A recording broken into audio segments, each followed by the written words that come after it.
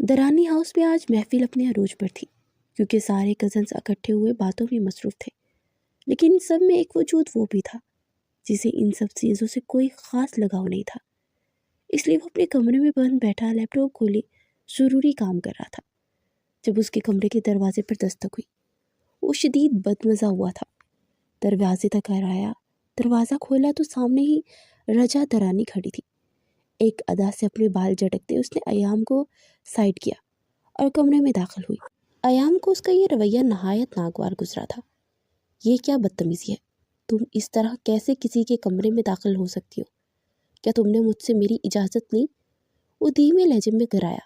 رجا جو ببل چبا رہی تھی، اس نے ناگواری سے ایام کو دیکھا۔ او کم آن ایام، کیا ہو گیا ہے؟ صرف کمرے میں داخل ہوئی ہوں، میں نے کون سا تمہارا کوئی چوری کر لیا ہے؟ پرسکون لہجے میں کہتے ہوئے جا کر بیڈ پر بیٹھ گئی۔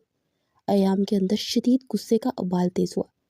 ویسے تمہیں پتہ ہے آج ہم کس وجہ سے یہاں پر آئے ہیں؟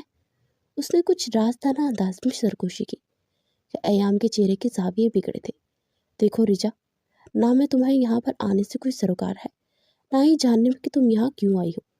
مجھے اپنے آفس کا بہت امپورٹنٹ کام کرنا ہے، خدا کے واسطے یہاں سے جاؤ۔ اس نے ڈائریکٹلی رجا کو کمرے سے باہر نکل جانے کے لیے کہہ دیا تو رجا کو بہت غصہ آیا۔ تمہیں کیا ہو گیا؟ یہ کیسے مینرز ہیں؟ تم مجھے اپنے ہی کمرے سے باہر نکال رہے ہو؟ رجا کا تو جیسے حلق تک جل گیا تھا، لیکن وہ بھی ایام درانی تھا، اپنے نام کا ایک۔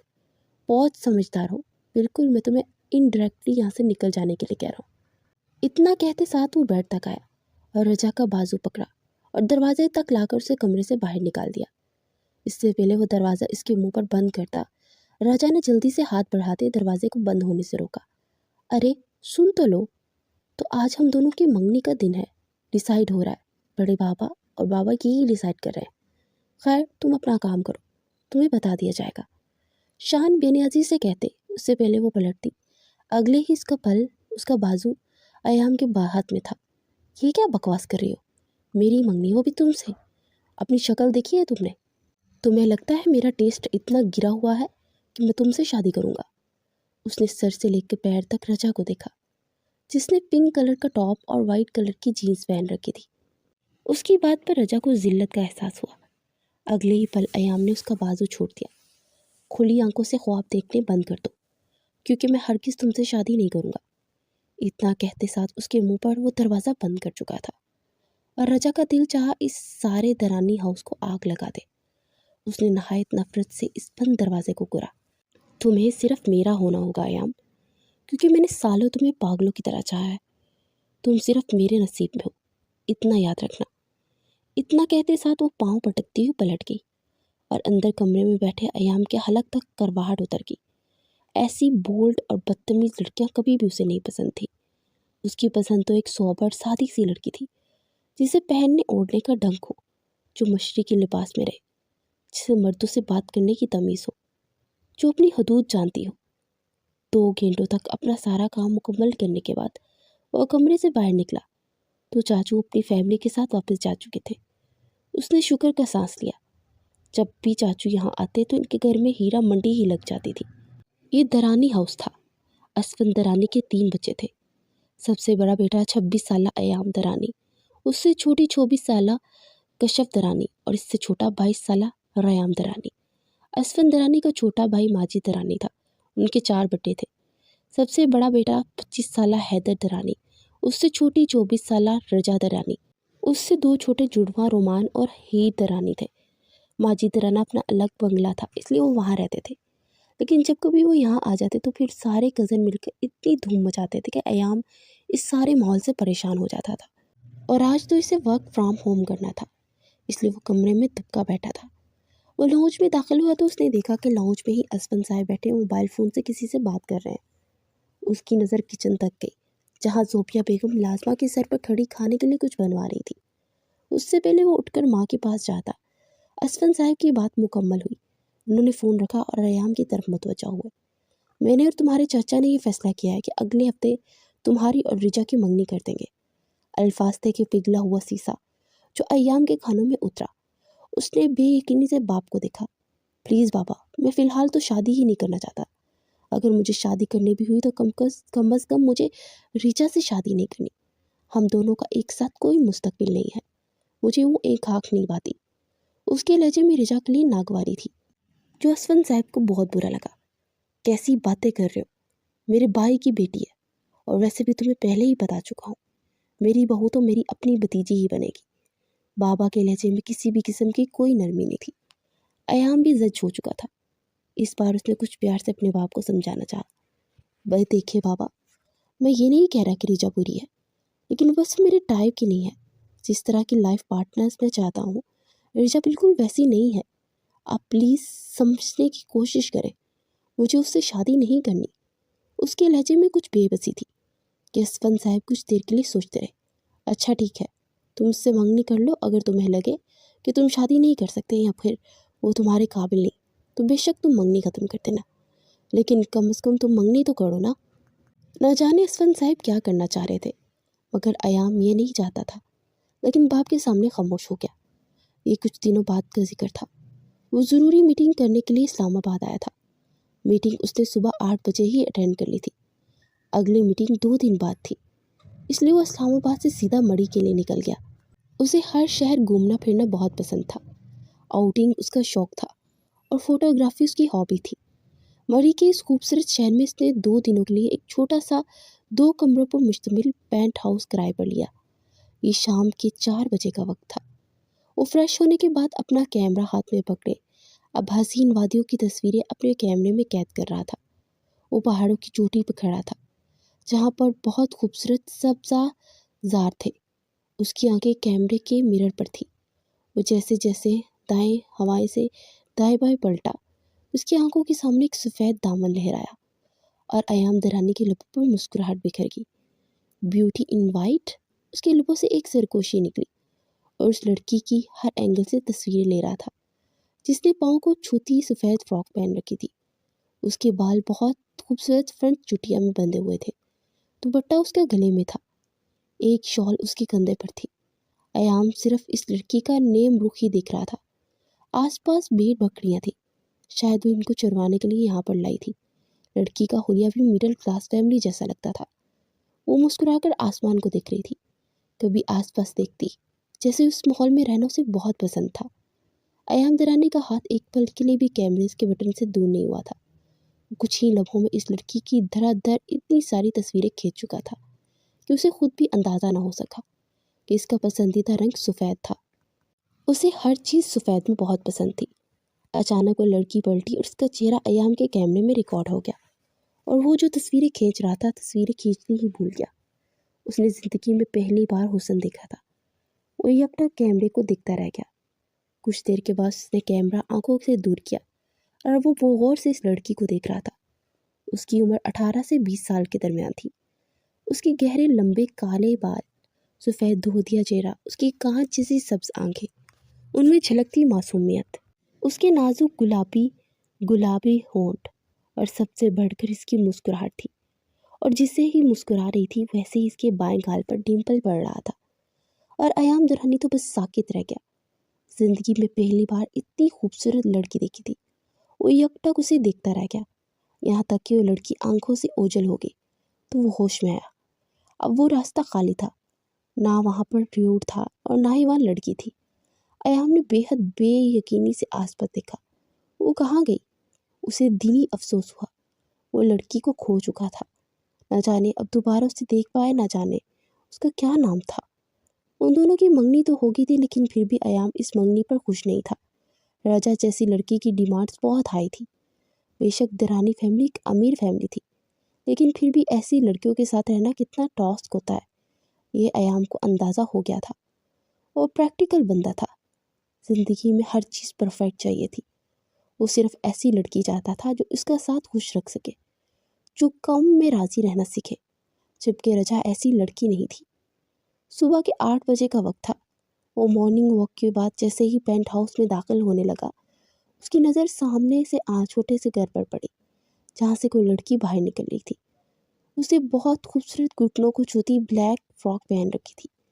کسی عجیب سے احساس کے تحت ایام نے اسے دیکھا اور جیسے اس کا چہرہ نظر آیا، گونا ایک سکون تھا جو ایام درانی کے اندر تک اتر گیا. وہ وہی لڑکی تھی جو کل ان جانوروں کے ساتھ نظر آئی تھی۔ ایام کتنی ہی دیر تک اسے دیکھتا رہ گیا۔ یقین نہیں ہو رہا تھا کہ لڑکی آنکھوں کے سامنے ہے۔ اندر ہی اندر کہیں ایک سکون بھی مل رہا تھا۔ اس نے ہاتھ میں کچھ برتن پکڑے ہوئے تھے اور اب ساتھ والے گھر میں جا رہی تھی۔ کتنی ہی دیر ایام اس گھر کے بند دروازے کو دیکھتا رہ گیا جہاں وہ غائب ہوئی تھی۔ 10 منٹ بعد وہ گھر سے باہر نکلی۔ اس کے پیچھے ایک چھوٹی سی بچی بھی باہر نکلی تھی۔ انیا آپی، مجھے یہ کوسچن سمجھ نہیں آ رہا، آپ سمجھا دو گی؟ وہ چھوٹی سی 8 سال کی بچی اس لڑکی سے کہہ رہی تھی، جو مسکراہٹ کے سنگ اس لڑکی کے سامنے گھٹنوں کے بل بیٹھی اسباب میں سر ہلا رہی تھی۔ اور ایام تو اس کے نام میں ہی کھو گیا تھا۔ اس کا نام انیا تھا۔ اتنا خوبصورت نام تھا، بالکل اپنے نام کی طرح بہت یونیک تھی۔ وہ کتنی دیر اس بچی سے بیٹھی باتیں کرتی رہی اور ایام بس ٹکر ٹکر اسے دیکھتا رہا۔ کچھ دیر گزری، وہ لڑکی واپس گھر کے اندر چلی گئی تو انیا بھی مسکراتی اٹھی اور سڑک تک آ گئی۔ اس سے پہلے وہ واپس اس چھوٹے سے گھر میں جاتی جہاں سے وہ نکلی تھی، اچانک سڑک پر ایک گاڑی آ کر کھڑی ہوئی اور ان میں سے 3-4 لوگ باہر نکلے اور انیا کی طرف بڑھے اور زبردستی بازو پکڑے سے کھینچنے لگے۔ ایام جیسے ہوش میں آیا اور بھاگ کر ان تک پہنچا اور اگلے ہی پل وہ ان تینوں کو انیا سے دور کیے ان کی درگت بنا چکا تھا۔ اسے غصہ ایسا آیا کہ حد نہیں، ہمت کیسے اسے ہاتھ لگانے کی۔ ایام درانی اپنی پوری طاقت سے چلایا تھا اور سارے سہم کر پیچھے ہٹے۔ سب کے چہرے خون سے لال ہو گئے تھے۔ تم جو کوئی بھی ہو، تم سے اچھا نہیں کیا، تمہیں اس کا انجام بھگتنا پڑے گا۔ اسے دھمکاتے ہوئے وہاں سے چلے گئے۔ ایام اپنے غصے پر قابو پاتے پیچھے پلٹا تو انیا وہیں گھٹنوں کے بل بیٹھی بے آواز رو رہی تھی۔ اس کے پاس سڑک پر گھٹنوں کے بل بیٹھا۔ آئی یو اوکے؟ تم ٹھیک ہو؟ ایام نے نرمی سے پوچھا۔ اس نے بھیگی آنکھوں کے ساتھ ایام کو دیکھا۔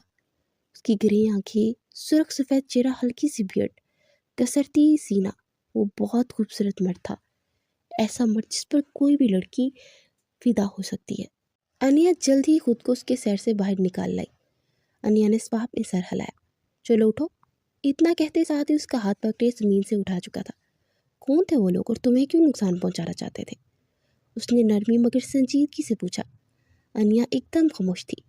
اگلے لمحے انیا نے اپنا ہاتھ چھڑوا لیا اور خوفزدہ سی ہوتی واپس اپنے اس گھر میں جا کر بند ہو گئی جہاں سے وہ باہر نکلی تھی۔ کچھ تھا جو ایام کو پریشان کر گیا تھا، اس لیے ایام نے یہاں پر مزید رہنے کا فیصلہ کیا۔ اسے یہ جاننا تھا کہ یہاں کیا چل رہا ہے۔ شام کے 4 بجے ایک بار پھر انیا وہیں پر موجود تھی، لیکن آج وہ بہت پریشان تھی۔ ایام بھی اپنا کیمرہ پکڑے اسی جگہ پر آ گیا جہاں اس نے کل انیا کو دیکھا تھا۔ وہ اسی بلیک فراک میں تھی جس میں صبح سے ایام نے دیکھا تھا۔ وہ ایک بڑے سے پتھر پر بیٹھی تھی اور بہت مرجھائی سی معلوم ہوتی تھی۔ ایام بھی اس کے پاس ایک پتھر پر ہی بیٹھ گیا۔ میرا نام ایام ہے۔ ایام نے خود ہی اپنا تعارف کروایا تو وہ ہوش میں آئی۔ اس نے ایک خاموش نظر ایام پر ڈالی، پھر دوبارہ آسمان اور وادیوں کو دیکھنے لگی۔ ایام نے کچھ دیر اس کے بولنے کا انتظار کیا، لیکن وہ کچھ نہیں بولی۔ کیا تم بول نہیں سکتی؟ اس نے صدمے سے پوچھا۔ انیا کو یقین ہو گیا کہ اس سے بات کرنے کے بہانے تلاش کر رہا ہے۔ اس بار اس نے ایک بے بس نظر ایام پر ڈالی۔ آپ کون ہیں؟ مجھے اس بات میں کوئی دلچسپی نہیں۔ خدا کے واسطے مجھ سے دور رہیں ورنہ آپ کے لیے مصیبت بن جاؤں گی۔ اتنا کہتے ساتھ وہ پتھر سے اٹھ گئی اور کتنے ہی پل ایام کو اس کی خوبصورت آواز میں ہی کھو گیا۔ اس سے پہلے وہ وہاں سے غائب ہوتی، ایام ایک جھٹکے سے وہاں سے اٹھا اور اس کے سامنے آ کر کھڑا ہو گیا۔ دن دہاڑے تمہیں کوئی اغوا کرنے کی کوشش کرتا ہے اور تم کسی کو بتانے کے بجائے ایک بار پھر پرسکون ہو کر اس فضا میں گھوم رہی ہو۔ تمہاری جان کو خطرہ ہو سکتا ہے۔ مجھے بتاؤ کون تھے وہ لوگ؟ تمہاری مدد کرنا چاہتا ہوں۔ ایام اس کے سامنے آ کر نان سٹاپ شروع ہو چکا تھا۔ انیا نے حیرت سے اسے دیکھا۔ اور آپ میری مدد کیوں کرنا چاہتے ہیں؟ اس نے اسی بے یقینی سے پوچھا تو ایام کے لب مسکراہٹ میں ڈلے۔ مجھے پاکستان گھومنے کا بہت شوق ہے۔ انفیکٹ اگر میں کبھی کسی دوسرے ملک جاؤں تو وہاں بھی ہر چیز کو ایکسپلور کرنے کی کوشش کرتا ہوں۔ تم وہ پہلی لڑکی ہو جو میرے دل کو بھا گئی ہو۔ میں نے کل تمہیں اس جگہ پر اس وقت دیکھا تو اس وقت وائٹ فراک میں بہت خوبصورت لگ رہی تھی۔ ویسے تو میں محبت وغیرہ کو نہیں مانتا، لیکن تمہیں عام لفظوں میں کہوں تو ہاں، میں تم سے پہلی نظر میں محبت ہو گئی ہے۔ وہ مسکراتا ہوا گویا ہوا تھا۔ انیا نے خاموش نگاہوں سے اسے دیکھا۔ ایام کو امید تھی کہ وہ کچھ کہے گی، بہت دیر بعد انیا نے اس کے الفاظ پر پروسیس کیے تھے اور اگلے ہی پر انیا کا ہاتھ اٹھا اور ایام کے چہرے پر ایک تھپڑ دے مارا۔ ایام کو ہرگز امید نہیں تھی کہ اسے ایک تھپڑ ہی مار دے گی۔ شرم آنی چاہیے آپ کو کسی کی راہ چلتی لڑکی سے اس طرح کی بکواس کرنے پر۔ اس کے لہجے میں غصہ تھا، چہرہ بھی غصے سے لال ہونے لگا۔ ایام نے بے حد بے یقینی سے اسے دیکھا۔ میں فلرٹ تو نہیں کر رہا، میں تو صرف اپنی محبت کا اظہار کر رہا ہوں، کیا میں نے کوئی غلط حرکت کی ہے؟ ایام نے بے یقینی سے پوچھا۔ انیا کو مزید غصہ آیا۔ اب جانتے ہی کیا میرے بارے میں کون ہوں، میرا کہاں سے تعلق ہے، میری عمر، میرا نام کچھ جانتے ہیں میرے بارے میں؟ وہ بے بسی سے پوچھ رہی تھی کہ ایام نے ایک گہری سانس لی۔ کل تمہیں پہلی بار دیکھا تھا، تمہارا نام انیا ہے، یہ میں اس بچی کے منہ سے ہی سن چکا ہوں۔ اس کے علاوہ تم مجھے پسند آئی ہو، تمہارا تعلق کہاں سے ہے، تم کون ہو، مجھے اس بارے میں کچھ جاننے کی ضرورت نہیں، بس تم اچھی لگی ہو تو تم سے شادی کرنا چاہتا ہوں۔ ایام نے بنا ڈرے بنا ہچکچائے کہا تو مزید تپش میں آ گئی۔ آپ کی ہی کی طرح 2 ماہ پہلے ایک امیر بگڑا ہوا رئیس زادہ یہاں گھومنے کے لیے آیا تھا۔ اس نے بھی مجھے اسی طرح دیکھ لیا تھا، مجھ سے محبت کا اظہار کیا تھا، لیکن وہ شرابی تھا، زانی تھا۔ میں نے اس کی پیشکش ٹھکرا دی، اور جانتی ہے وہ اب کیا کرتا ہے؟ ہر ہفتے بعد اپنے آدمی بیچ کر میرے باپ کو مروانے کی دھمکی دیتا ہے، اور یہ کہتا ہے اگر میں نے اس کے دیے گئے مقررہ ٹائم کے دوران شادی کے لیے ہاں نہیں کہی تو وہ میرے باپ کو مار دے گا اور زبردستی مجھے اٹھا کر لے جائے گا، اور آج اس کا دیا ہوا ٹائم ختم ہو گیا ہے۔ نہ جانے اس نے میرے باپ کے ساتھ کیا سلوک کیا ہوگا۔ اتنا کہتے ساتھ اپنے دونوں ہاتھ چہرے پر رکھے پھوٹ پھوٹ کر روتی۔ ایام کو بے سختہ تکلیف ہوئی تھی۔ تمہارے والد کہاں ہیں؟ مجھے بتاؤ، میں ان کو لے آؤں گا صحیح سلامت۔ ایام کی بات سنتے اس کے آنسو تھم گئے۔ اس نے بے یقینی سے ایام کو دیکھا۔ کیا سچ میں؟ ایام نے اس بات میں سر ہلایا۔ وہ ایک گروسری سٹور پر جاب کرتے ہیں۔ انیا نے جلدی سے اسے گروسری سٹور کا ایڈریس بتایا تو ایام نے اپنے ریسورسز کے ذریعے جلدی سے انیا کے باپ کو مکمل طور پر سیو کیا۔ مغرب ڈل چکی تھی جب وہ دونوں پینٹ ہاؤس تک آئے۔ تو یہ سامنے والا گھر تمہارا ہے؟ اس نے سامنے چھوٹے سے لکڑی کے بنے گھر کی طرف اشارہ کیا تو انیا نے اس بات میں سر ہلایا۔ میں یہیں پر موجود ہوں، اگر کسی بھی قسم کی کوئی پریشانی ہو تو مجھے فوراً بتاؤ گی، اور فکر مت کرو، تمہارے مسئلے کا حل میں خود ڈھونڈ لوں گا۔ ایام نے سنجیدگی سے کہا اور پھر تھوڑا سا دور ہٹ گیا تاکہ انیا اپنے گھر میں جا سکے، لیکن انیا پلٹنے کی بجائے اس کی طرف پڑی اور اس کے بالکل سامنے آ کر کھڑی ہوئی۔ اس کی آنکھوں میں ندامت تھی۔ آئی ایم سوری، مجھے آپ پر ہاتھ نہیں اٹھانا چاہیے تھا، لیکن میں پریشان ہو گئی ہوں۔ کوئی بھی شخص راہ چلتی لڑکی کو اپنی ملکیت سمجھنے لگتا ہے۔ ہم غریب لوگ ہیں، امیروں کے مذاق کو سہنے کے سخت نہیں رکھتے، اس لیے بس۔ اس کی آنکھوں سے آنسو نکلتے ہوئے گالوں پر بہنے لگے تو ایام کے لبوں کو ایک مسکراہٹ نے چھوا۔ مجھ سے نکاح کرو گی؟ اس کے بے ساختہ سوال پر انیا کا دل ایک پل کے لیے دھڑکنا بند ہو گیا۔ اس نے چہرہ اٹھائے سامنے دیکھا۔ لیکن میں کیسے؟ وہ بے حد بدحواس ہوئی تھی۔ کیوں نہیں کر سکتی؟ بھئی نہ ہی تو میں شرابی ہوں اور نہ ہی زانی ہوں، اور خدا کی قسم کبھی سگریٹ تک کو ہاتھ نہیں لگایا، اور لڑکیوں کو تو دوسری آنکھ بڑھ کر بھی نہیں دیکھا۔ بس وہ تو تم ہی ہو جو ان آنکھوں کو پسند آ گئی ہو۔ انفیکٹ اگر تم مجھ سے نکاح کر لو تو ہم یہ ثابت کریں گے کہ تم میرے نکاح میں ہو، اور کسی بھی شخص میں اتنی ہمت نہیں ہوگی کہ ایام دورانی کی بیوی پر غلط نگاہ دہرا سکے۔ ایام کے لہجے میں مضبوطی تھی۔ کچھ دیر کے لیے انیا سوچتی رہی۔ اگر آپ کو مجھ سے شادی کرنی ہے تو میرے والد سے رشتہ مانگنا ہوگا، اگر وہ چاہیں گے تو ہی میں آپ سے شادی کروں گی، ورنہ نہیں۔ اتنا کہتے انیا پلٹ گئی۔ انیا کی دل کی دنیا بھی ایک بار پھر کے لیے ایام کی ہو چکی تھی۔ وہ شخص تھا جس نے دوسری بار سوچے بنا انیا کی مدد کرنے کی کوشش کی تھی۔ اب وہ اپنے گھر میں جا رہی تھی، لیکن ایام بے چین تھا، مکمل طور پر اس کی حفاظت کرنا چاہتا تھا۔ وہ تب تک وہیں کھڑا رہا جب تک اسے یقین نہ ہو گیا کہ انیا محفوظ ہے۔ اگلی صبح وہ دونوں اس کے باپ کے سامنے بیٹھے تھے اور انہیں ساری بات بتا چکے تھے۔ میرے خیال سے آپ لوگوں کا اس علاقے میں رہنا ٹھیک نہیں، آپ میرے ساتھ چلیں اور میرے آفس میں کام کر سکتے ہیں۔ وہ انیا کے باپ کو آفر دے رہا تھا کیونکہ انیا ان کی اکلوتی بیٹی تھی۔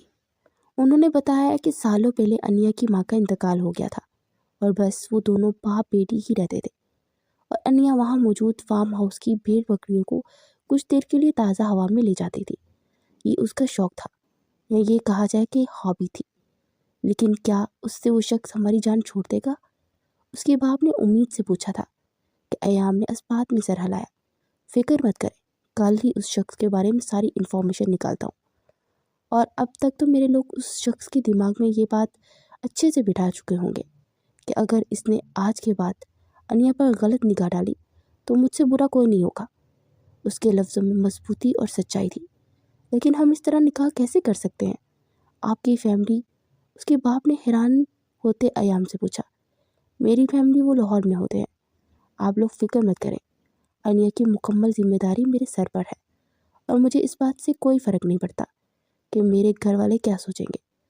मुझे ज़िंदगी जिसके साथ गुजारनी है ये मेरा फ़ैसला होना चाहिए और मैं फाइनेंशियली इतना इंडिपेंडेंट हूँ कि आपकी बेटी की जिम्मेदारी उठा सकता हूँ। उसकी बात पर अनिया का बाप गहरी सोच में डूब गया। उनके हाँ करने की देर थी कि अयाम ने उसी शाम निकाह करवा लिया। फिर अपनी मीटिंग जो इसने पोस्टपोन की थी वो अटेंड करने के बाद वो इन दोनों के साथ वापस लाहौर आ गया। उसने अनिया के बाप को अपने ऑफिस में अच्छी पोस्ट पर नौकरी दे दी और उनके लिए कंपनी की तरफ से फ्री फ्लैट भी दे चुका था क्योंकि वो दरानी एम्प्लॉयड का ही CEO था।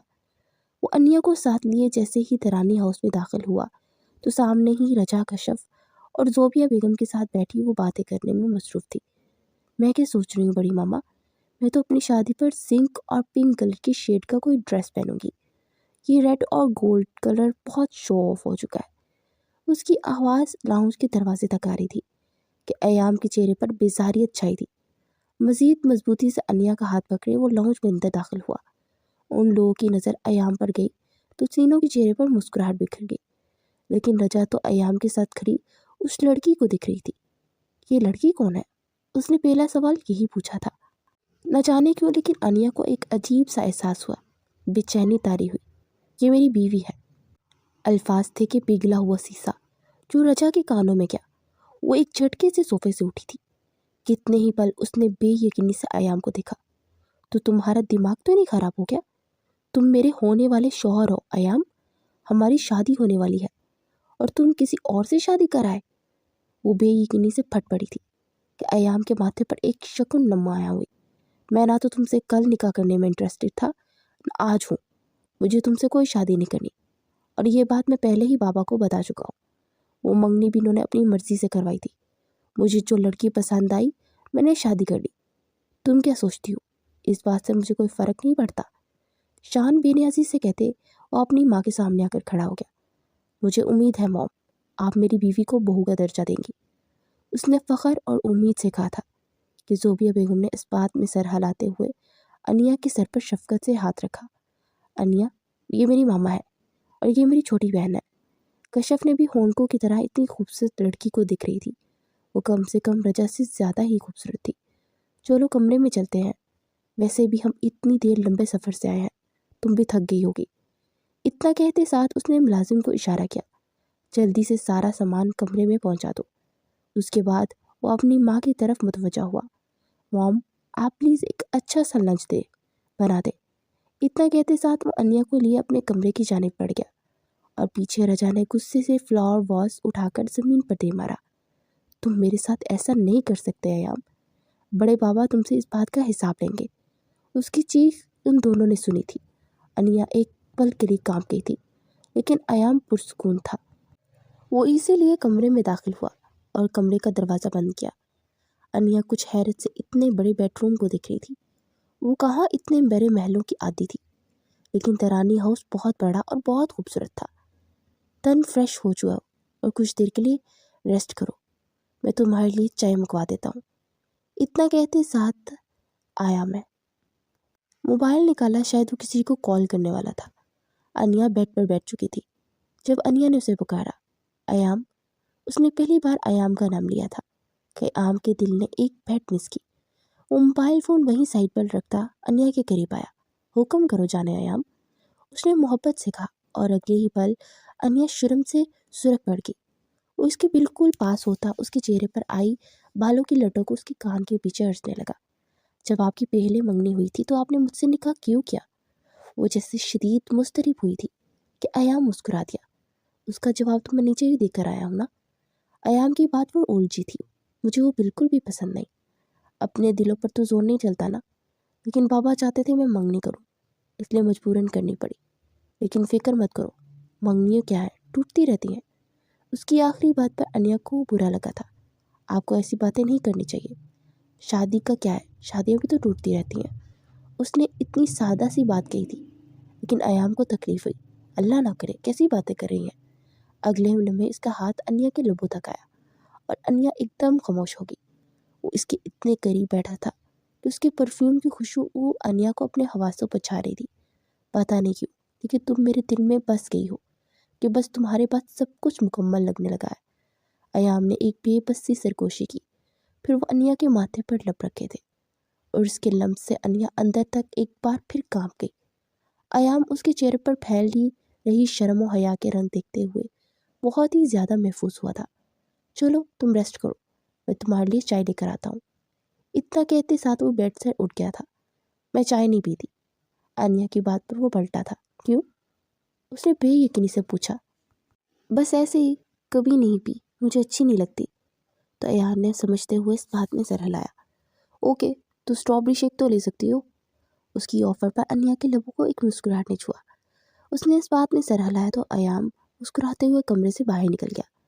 वो नीचे आया तो रजा एक तमाशा लगा रखा था। आप मुझे कूल डाउन होने के लिए कह रही हैं बड़ी मामा, और आपका बेटा किसी से निकाह करके आया है। वो जोबिया बेगम से काफ़ी बदतमीजी से बात कर रही थी। तो अयाम को गुस्सा आया। बस बहुत हो गया, तुम किस टोन में मेरी मामा से बात कर रही हो। अयाम की दहाड़ से रजा एकदम खामोश हुई। तुम तो बोलो ही मत, तुमसे बड़े पापा ही पूछेंगे। वो उंगली उठाई वार्न करती हुई दरानी हाउस से निकलती चलेगी। अयाम बिना इसकी बात की परवाह किए किचन में दाखिल हुआ और अब वो मुलाजमा को स्ट्रॉबेरी शेक बनाने का कह रहा था। फिर वो वापस लाउंज में आया तो जोबिया बेगम परेशान सी बैठी थी। आप क्यों परेशान हो रही हैं मॉम? उनके पास बैठते हुए बोला। तो जोबिया बेगम ने एक बेबस नज़र उस पर डाली। तुमने हरकत ही ऐसे की है, अब क्या वजाहत दोगे अपने बाप को? शदीद परेशान थी। फिक्र मत करे पापा, मैं पापा को खुद हैंडल कर लूँगा। आप मेरी बीवी के साथ ठीक रहिएगा, मुझे वो बहुत अजीज़ है। उसने कुछ नरमी से कहा था कि जोबिया बेगम उसे कुछ घूर के रह गई। कुछ ज़्यादा ही प्यार निछावर नहीं हो रहा? उनकी बात पर वो मुस्कुरा दिया। मैंने इसे पहली नज़र देखा तो मुझे बहुत अच्छी लगी। बस दिल ने चाहा कि इसे संभाल लो, वरना ये चली जाएगी। और मैं तो हर खूबसूरत मंजर को अपने कैमरे में कैद कर लेता हूँ, तो बस इस खूबसूरत वजूद को अपने दिल में कैद कर लिया। वो मोहब्बत की एक अजीब सी तर्जुमाई कर रहा था और फिर सोफे से उठा और मुलाजमा के हाथ से शेक का गिलास पकड़े ऊपर वापस जा रहा था। वो कमरे में दाखिल हुआ तो अन्या फ्रेश होने के बाद शीशे के सामने खड़ी अपने सारे बाल समेट रही थी जो कुछ बिखर गए थे। अयाम ने बेड साइड टेबल पर ट्रे रखी, फिर एक शेक का गिलास पकड़ते हुए उसने अन्या की तरफ बढ़ाया तो अन्या ने मुस्कुराते हुए पकड़ लिया। आपके फादर, क्या वो मुझे अपना लेंगे? उसने कुछ डरते हुए पूछा। इन्हें तुम्हें अपनाना चाहिए, तुम इनके बेटे की बीवी हो, तुम मेरी ज़ात का हिस्सा हो, मुझे यकीन है वो अपना लेंगे। अगर वो ना भी अपनाए तो मुझे परेशान क्यों हो रही हो? तुमने ज़िंदगी सिर्फ मेरे साथ गुजारनी है। अयाम की आखिरी बात पर तलक सी मुस्कुराई, फिर नफ़ी में सर हिलाया। आपको नहीं पता कि शादी के बाद लड़की के लिए हर रिश्ता कितना वैल्यू रखता है। शादी सिर्फ दो लोगों में नहीं होती, शादी दो ख़ानदानों में होती है। सारे ख़ानदान को लेकर चलना, मैनेज करना बहुत मुश्किल होता है। अगर कोई एक भी आपके रिश्ते से खफा या नाराज़ हो तो सुकून नहीं मिलता। उसकी बातें सादी मगर गहरी थी कि अयाम के लबों को एक मुस्कुराहट ने छुआ। इतनी गहरी बातें मत किया करो, वक्त से पहले बुरी हो जाओगी। उसके माथे पर अपने लबों से लम्स छोड़ते हुए वो मुस्कुराते हुए बोला। कैनिया इसे घूरती ही रह गई। शाम तक तो एक तमाशा था जो दरानी हाउस में लग चुका था। असफन साहब बेयकीनी से उसके सामने बैठे उसकी ये हरकत प्रोसेस करने की कोशिश कर रहे थे। तुम तो 4 दिन के लिए बिजनेस मीटिंग के लिए वहाँ गए थे ना, और 4 दिन बाद बीवी को उठा कर ले आए। नहीं, शादी करने से पहले ये देखना होता है कि लड़की कैसी है, किस ख़ानदान से है, किस फैमिली बैकग्राउंड से है, और तुमने डायरेक्ट निकाह ही पढ़वा लिया। वो काफ़ी गुस्से में थे और रजा इसे गुस्से से घूर रही थी। देखिए बाबा, मुझे आपकी इस गलत फ़लसफ़ी से कोई भी लेना देना नहीं। मुझे वो पसंद थी, मैंने निकाह कर लिया। जब किसी ने पसंद आना हो तो लम्हों में आ जाता है, वरना फिर पसंद करने के लिए तो सालों बहुत होते हैं। उसने आखिरी बात रजा को देखते हुए कही तो रजा के अंदर गुस्से का उबाल तेज़ हुआ।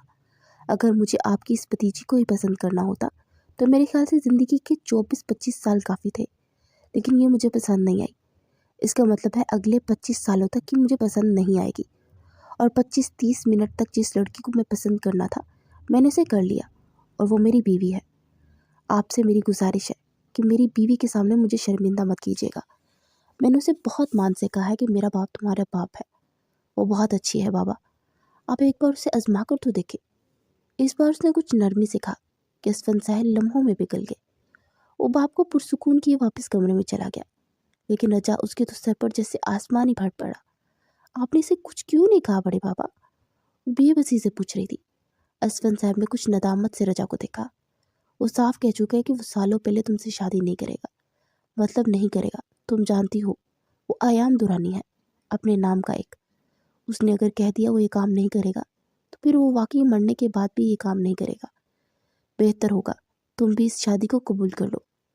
असफन साहब के अल्फाज थे कि बेयकीनी से वो इन्हें देखती रहेगी। मुझे आपसे ये उम्मीद नहीं थी बड़े बाबा, आपने मेरा दिल दुखाया। गुस्से से कहती वो बाहर निकल गई। वो कमरे में दाखिल हुआ तो वो अनिया बेड पर पाँव समेटे बैठी कोई किताब पढ़ रही थी। अयाम के लबों को एक मुस्कुराहट ने छुआ। वो बेड की दूसरी साइड पर जाकर बैठा और अनिया के हाथों से वो किताब पकड़े बंद की, साइड टेबल पर रखी कि अनिया ने इसे सवालिया नजरों से देखा। वो बिना कुछ कहे इसका बाजू पकड़े अपनी जानिब खींच चुका था। अनिया इसके कुशादा सीने से आ टकराई। तुम इतनी खूबसूरत क्यों हो अनिया? मेरा दिल चाहता है बस तुम्हें सामने बिठाकर तुम्हें तकता ही जाऊं। वो बेबसी से कहते उसकी गालों को लबों से छू चुका था। अनिया ने मुस्कुराकर कंधे झुकाए। ये तो मैं खुद भी नहीं जानती। उसकी मासूमियत पर आयाम को दिल खोल कर प्यार आया था। अचानक अनिया को कुछ याद आया। आपके डैड ने गुस्सा तो नहीं किया ना? वो परेशानी से पूछ रही थी तो अयाम ने नफ़ी में सर हिलाया। फिलहाल के लिए तो सब कुछ भूल जाओ, सिर्फ मुझ पर तवज्जो दो। वो जैसे बदमज़ा हुआ था कि अनिया किसी और के बारे में क्यों बात कर रही है। तो अनिया में दिल खोल के मुस्कुराई। तुम्हें पता है, कल तक तो मैं शादी से भी दूर भागता था, लेकिन आज तुम्हें अपने पहलू में अपनी बीवी के रूप में देखते हुए मेरा दिल चाहता है बस तुम्हें देखता ही रहूं, तुम्हें हाथ लगाकर यकीन करूं कि वाकई तुम मेरे पास हो। उसके चेहरे को दोनों हाथों में प्याले में भरे, इसके माथे पर लपक थे। अजीब से एहसास से दो चार था कि अनिया के अंदर तक सुकून उतर गया। वो सालों गरीबी में जिंदगी जीती आई थी। इसने कभी भी इतने बड़े शख्स की बीवी बनने के बारे में सोचा भी नहीं था, लेकिन खुदा ने इसे ऐसे शख्स का साथ दिया था जो इस पर दिलो जान से फिदा था। ये कुछ हफ्तों बाद का जिक्र था। वो किचन में जोबिया बेगम के पास खड़ी आज सबके लिए पुलाव बना रही थी, और जोबिया बेगम तो इसकी हर अदा से इम्प्रेस हुए बिना नहीं रहती थी। मुझे उम्मीद नहीं थी तुम इतना अच्छा खाना बना सकती हो। वो वाकई हैरान थी। तो अनिया जवाब में मुस्कुरा दी। मुझे बचपन से ही कुकिंग का शौक था, और फिर मैंने वक्त के साथ साथ सीख ली, तो अच्छी बनानी आई। वो मुस्कुरा कर गोया ही। इतने में रजा दुरानी हाउस में दाखिल हुई, और इसके साथ ही रजा की माँ थी। वो किचन में दाखिल हुई और जोबिया बेगम को मुखातिब किया। भाभी, मेरे साथ ज़रा बाजार तो चले, मुझे ज़रूरी सामान लेना है, लेकिन समझ नहीं आ रही मैं किसी साथ लेकर चलूँ। आपको तो पता है आपका टेस्ट कितना अच्छा होता है। बस एक शादी आ रही है तो मैं सोच रही हूँ कि इसके लिए कुछ ड्रेस ले आऊँ। उन्होंने मुकम्मल तौर पर अनिया को नज़रअंदाज किए जोबिया बेगम को कहा, तो जोबिया बेगम ने इस बात में सर हिलाया। ठीक है, चलते हैं, तुम कुछ देर बैठो, मैं आती हूँ। इतना कैसे साथ वो किचन से बाहर निकल गई। अयाम और असफन साहिब ऑफिस गए हुए थे। कश्यप अपने कमरे में बंद थी और रयाम भी अपने काम में गया हुआ था। जोबिया बेगम जाने से पहले इसे कुछ हदायत कर गई और रजा बाहर लॉन्च में बैठी थी। अनिया इस बात से बेखबर थी कि रजिया बाहर मौजूद है। इसके उनके जाने के बाद रजा उठी और किचन में दाखिल हुई। अनिया जो अपने ध्यान में सलाद बना रही थी, इसके कानों में रजा की आवाज़ पड़ी। उसने बेयकीनी से चेहरा उठाए ऊपर देखा। तुमने मुझसे अयाम को छीनकर अच्छा नहीं किया। मैं बचपन से उसकी पागलों की तरह मोहब्बत करती आ रही हूँ। तुमने सोच भी कैसे लिया कि तुम मुझसे अयाम को छीन लोगी और मैं तुम्हें बर्दाश्त करूंगी? अयाम सिर्फ मेरा है। एक बात अपने इस दिमाग में बिठा लो कि अयाम वो सिर्फ मेरा है। अजीब जुनूनी लहजे में कहते हुए वो जख्मी शेरनी की मानित कराई थी। अनिया अलबत्ता कुछ पुरसुकून थी। मैंने किसी को नहीं छीना, इन्होंने अपनी मर्जी से मुझसे निकाह किया है। वो शख्स अगर इसे अपने आप का ना होता तो इतने सालों में हो जाता, लेकिन वो नहीं हुए क्योंकि वो मेरे हैं। कि वो एतमाद था जिसे अयाम दरानी ने दिया था, और अन्या की बात पर रजा को ऐसा गुस्सा आया कि हद नहीं।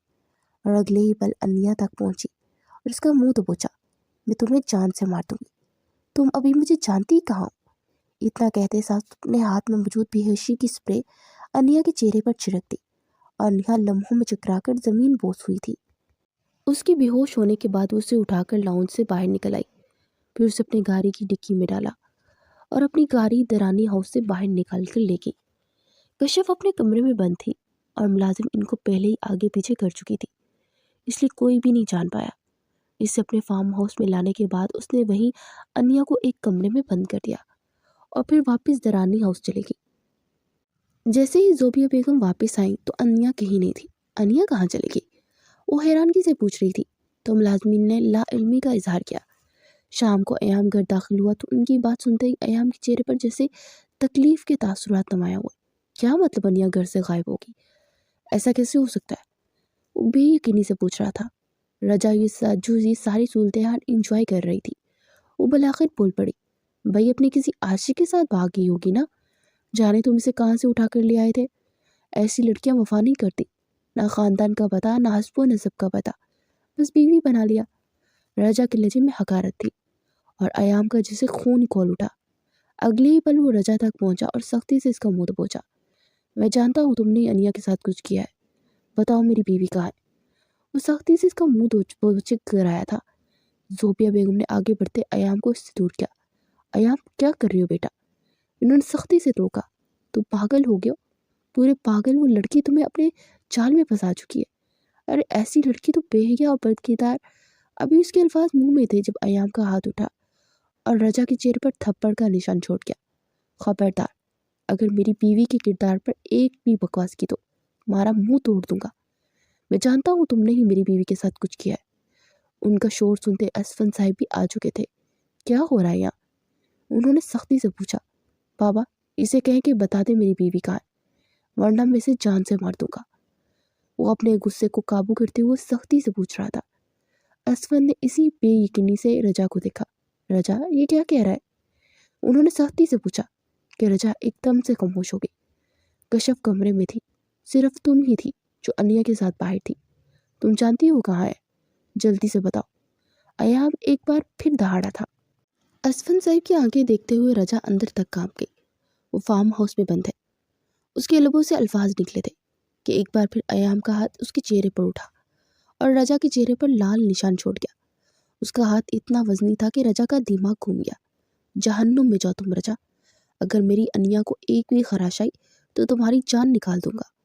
उंगली उठाए सख्ती से वार्न किए वो फौरन से दरानी हाउस से बाहर भागा था। आधे घंटे से पहले पहले वो फार्म हाउस पहुंचा। जल्दी से कमरे का दरवाज़ा खोले वो अंदर दाखिल हुआ तो वो ज़मीन पर बेहोश पड़ी थी। अयाम के सीने में बहुत तेज़ी से खंजर पेवस्त हुआ। वो जल्दी से भागता उस तक पहुंचा और उसका सर उठाया अपनी झोली में रखा। उसका गाल थपथपाया।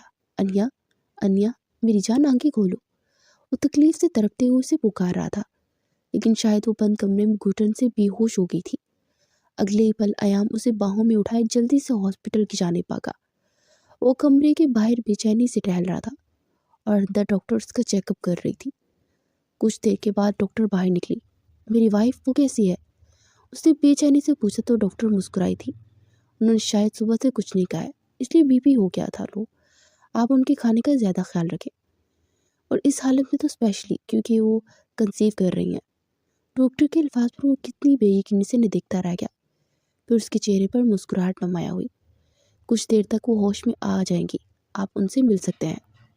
इतना कहते साथ डॉक्टर राहदारी में आगे बढ़ गई और अयाम के अंग अंग में जैसे सुकून सा उतर गया था। वो कमरे का दरवाज़ा खोले अंदर दाखिल हुआ तो वो बेड पर लेटी थी। कुछ नडाल सी लग रही थी। उसके एक हाथ पे ड्रिप लगी थी जो कतरा कतरा जिस्म में जा रही थी। ड्रिप अब आधी से ज़्यादा ख़त्म हो चुकी थी। अयाम उसके पास बेड पर बैठा, झुकते इसके माथे पर लब रखे, और उसके लम्स से अनिया ने अपनी आंखें खोली। वो दिल खोल के मुस्कुरा रहा था। थैंक यू सो मच, मुझे ज़िंदगी का इतना हसीन तोहफा देने के लिए। अयाम ने इसका हाथ पकड़े अपने लबों से लगाया। अनिया इसे कुछ उलझी निगाहों से दिख रही थी। तो अयाम को याद आया तो इसे तो पता ही नहीं है, तो इसके पास कान के पास झुका। बहुत जल्द हम दोनों 2 से 3 होने वाले हैं।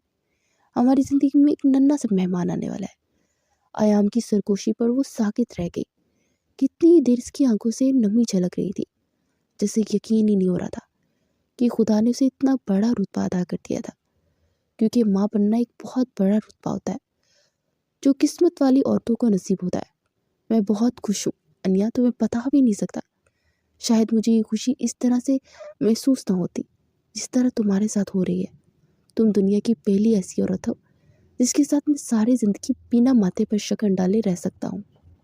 एक बार फिर उसके माथे पर लब रखते अयाम ने सुकून की सांस ली तो वो नो भी नम आंखों से मुस्कुरा दी। जैसे ये बातें दरानी फैमिली को पता चली तो खुशियों की एक लहर सारी फैमिली में दौड़ पड़ी। उसके बाद रजा इन दोनों की जिंदगियों में कभी नहीं आई। असफन साहब ने इसका सख्ती से दरानी हाउस आना बंद कर दिया था और जल्द से जल्द उसकी शादी करने की तजवीज़ दी थी। कुछ वक्त बाद रजा की शादी होगी तो वो अपने घर में चली गई और अयाम इसकी ज़िंदगी में तो जैसे बहारें खिल गई थी। वो हर वक्त बहुत खुश रहता था क्योंकि इनकी ज़िंदगी में बहुत जल्द एक नन्ही सी जान शामिल होने वाली थी। इसलिए कहते हैं अगर खुदा चाहे तो कोई किसी का कुछ नहीं बिगाड़ सकता। मारने वाले से बचाने वाला बड़ा है और मोहब्बत सिर्फ नसीब वालों को मिलती है। हसद का बीज बोगे तो खुद ही इसमें जलोगे।